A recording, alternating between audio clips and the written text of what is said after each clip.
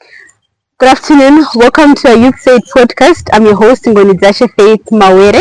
Today we're joined by Miss Tashinga Madzima from GZU. Hello, students. Welcome, Tashinga. Hi, Ngoni. How are you? I'm fine, thanks. And you? So today we're going to be discussing about youth empowerment. Can you tell us what is youth empowerment in your own definition? Kuti youth empowerment. Okay. From my own perspective, youth empowerment encompasses the process whereby youth are given the capacity to start different things, not things, probably projects or programs, be it school, be it social impact projects, be it programs to do with income generation, be it research. It's just being given the capacity to do whatever you intend to do for your own benefit. Okay. So, have you ever been given that chance, Yoguti, capacitated as a young person for you to be empowered as a youth? Yes, I have. I would like to think that by being sent to school by my parents, it's being youth empowered by being exposed to different spaces, like the social governance spaces, the social impact spaces. Even when it comes to school, the different extracurricular activities like moot and debate, that's all capacitation. Okay. What do you think it's lacking kuti mwana wese muZimbabwe ave youth empowered? Okay. I think the number one cause of the number one problem that we have when it comes to making sure that every Zimbabwean youth is capacitated with empowerment is poverty, or how some people may describe it, financial incapacity, when not everyone has the same economic standing as others who find themselves probably in the situation that we are in at the present moment. And then there's the second one, which is the geographical divide. You find to see that most of the time youth like you and I who live in urban areas like Mashango Urban, where we are at right now, they have more opportunities to do different stuff because they are seeing better than those who are in rural areas. I'm not saying that those who are in rural areas are absolutely incapacitated, but I'm saying that there's no equilibrium, there's an imbalance between those two. Okay. If you're like given an opportunity to Kushinga, alright, you've seen that the problem is Zim and yet to face the same youth, what solution can you give us?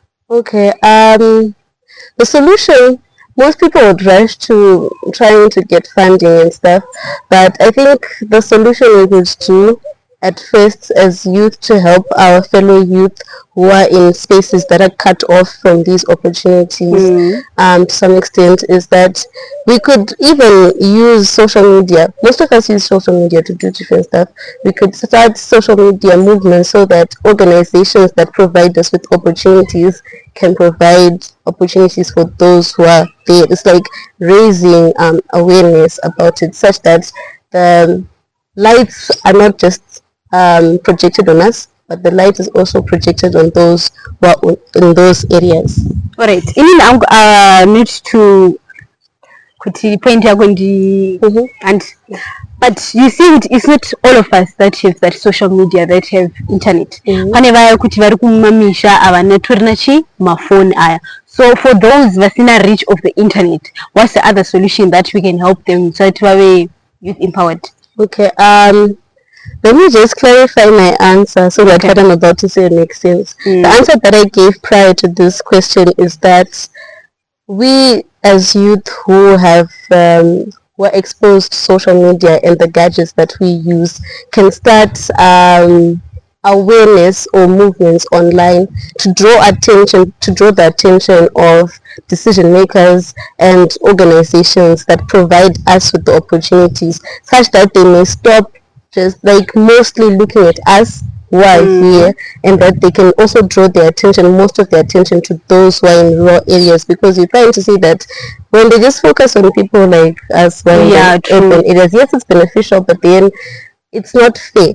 So we can start social media movements and awareness such that aimed at those organizations, such that they may also think of those who are aware in the rural areas, because they have the capacity to pay heed to those who are in those rural areas. Because I feel kuti even those in the rural areas can have a mind yokuti what can I do kuti ndichinje area mangu and inotofunga kutofura isusu because they watch the technology. So I think if like organizations do that just so that kuti no ku-urban they've got the access to internet, they can watch that, they can watch, but let's take our monies in go and develop kumachi kumaro. Yes.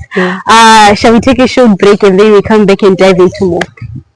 Welcome back to our Youth Said podcast, where we're diving into the topic youth empowerment.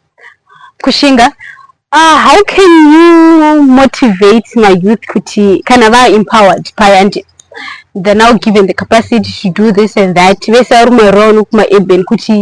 very motivated and to take my risk that come with this youth empowerment. Okay. I think when it comes to motivation to take risks, we should just all bear in mind that no matter how good your plan is, whether be it a social impact project or an income generation project, right, you should just bear in mind the fact that nothing is easy, nothing comes easy, but then through those processes you should always remember the reason why you started. That should draw you through, because in as much as there are challenges, right, the challenges can be overcome. You can overcome challenges, right? So first thing is bearing in mind that challenges are there, but then the second thing is knowing that you can overcome the challenges, but just by just staying in the game, putting your head in the game and your foot down, and telling yourself that you're not stopping until it comes to fruition, because results are there, but they don't just come easy. Okay. So, and then do you think kuti my youth tingasvika pakuti kwanisa kushedzwa kuenda kuma local or national levels kuti unoita ma decision avachawatora woisa wona implementa mu Zimbabwe, in our country? Yes, I think it's no longer a question of do you think when it's going to happen. It's actually happening now. Okay. Last semester I was called for this workshop with organizations that was RAFT and there's the Ministry of Youth here in Mashengo, and we're talking about local governance, and then most recently there was the youth inclusive budget.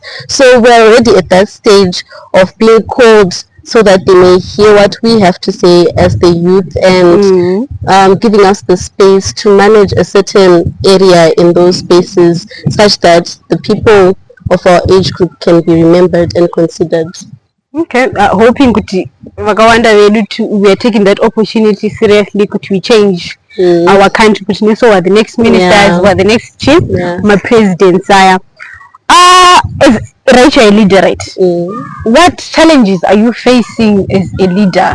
Okay. Especially in our country. Right. So the truth is, when you're a young leader, there's a lot of discrimination that comes with age.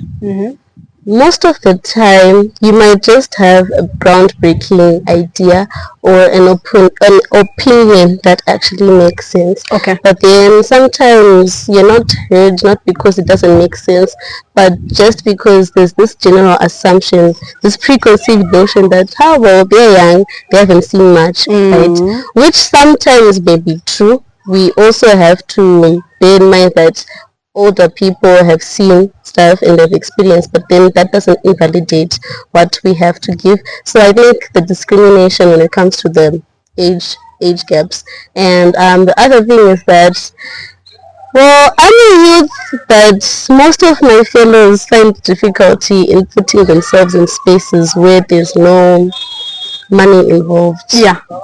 And the third one is that I was once at that stage where you just think, oh, well, there's a youth inclusive budget, there's a workshop there that's talking about national development. Well, that's for the older people. Like, there's this it's like we're living in a dream where we don't actually realize that we're the ones who are that are going going to to get affected. Yeah, exactly, that are going to be bearing those patterns tomorrow.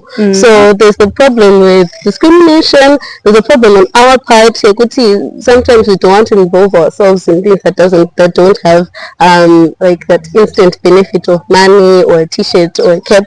And then there's the third one. As youth, most of us find it difficult to do our own research and to get to learn about the different things that are going on in our country so that we can have the full capacity to take it on from those who are there right now. Yeah. Can I take it back? I think about my youth now we want to pane mari. I think they say we need money to survive. Money is the basic necessity.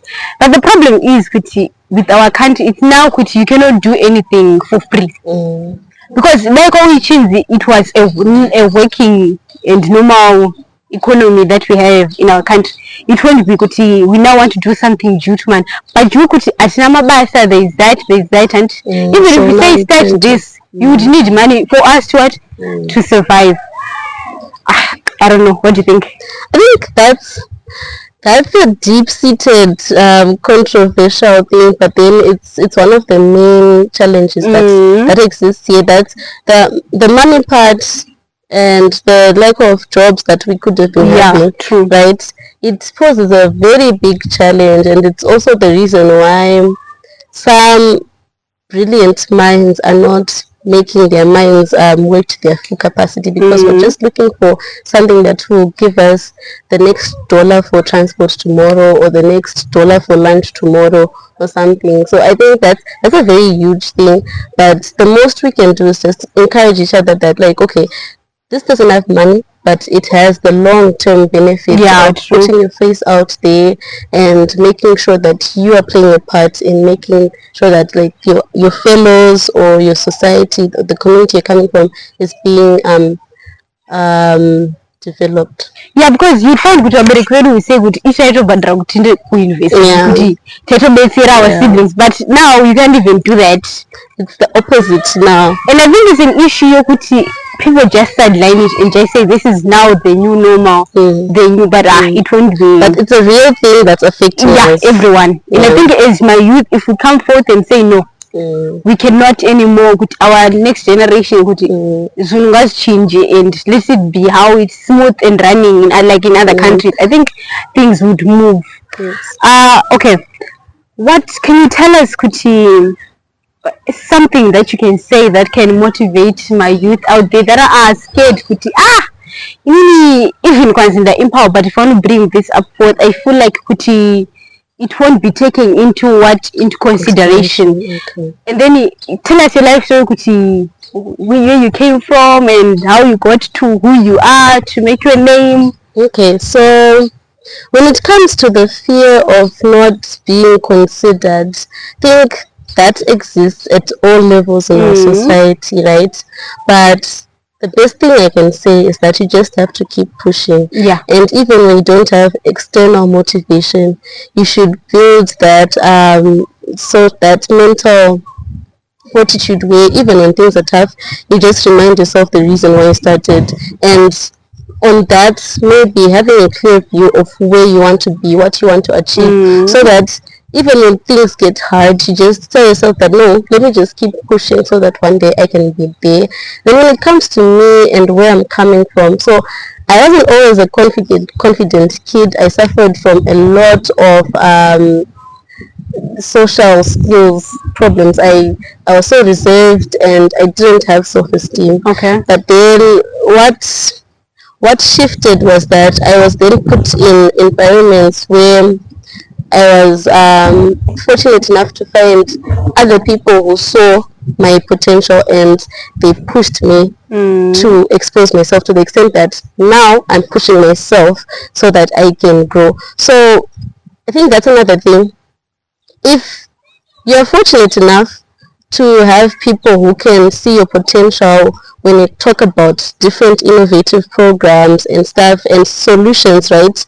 Like, and those people who push you, do it, do what they're advising you, but then if there aren't people like that, you have to sit down with yourself and actually believe in what you think about, right? Then from there, expose yourself to opportunities where you can learn and grow. Sometimes it's not even about trying to get the seat of the best speaker or the keynote speaker. Okay. Sometimes it can just be giving a presentation in your class, or maybe saying something at church, as small as the Bible verse, or speaking up in your household, like exposing yourself to platforms where you can speak and listen to yourself and grow in terms of confidence, because I feel like confidence, Yeah, true. it's a significant factor. So that's what I have to say. Kushinga, thank you so much for spending your time. I know that you'll be busy and coming here and allowing us to motivate other youth that are out there. You can be empowered as a youth, and you can also do something, and you just have to be confident and even Emotionally intelligent. just do it. Yeah. In the future, in the long run, you look back and say, this is where I came from, and be a person of integrity, accountability, and transparency. And I think we are like the future of our country, of wherever we are going to be going. So thank you so much. And to our viewers, I think we've learned a lot today with Kushinga here about youth empowerment. See you next time.